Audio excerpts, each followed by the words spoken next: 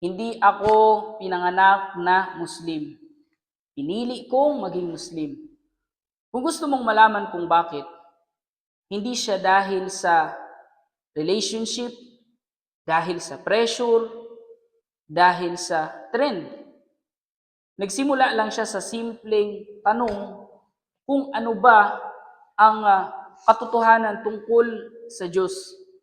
At habang nag-aaral ako, nakita ko ang simpleng powerful na concept, ang Tauhid. Isang Diyos, walang kahati, walang imahe. Hanggang sa na-realize ko, ang Islam, hindi siya komplikadong relihiyon. Kumbaga, klaro siya, logical siya, at direct siya.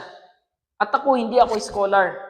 Ako, isa lang akong balik Islam na nag-aaral.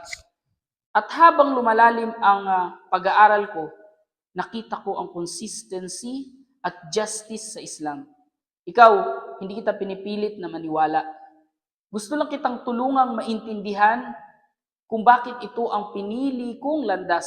At kung curious ka, samahan mo ako sa journey na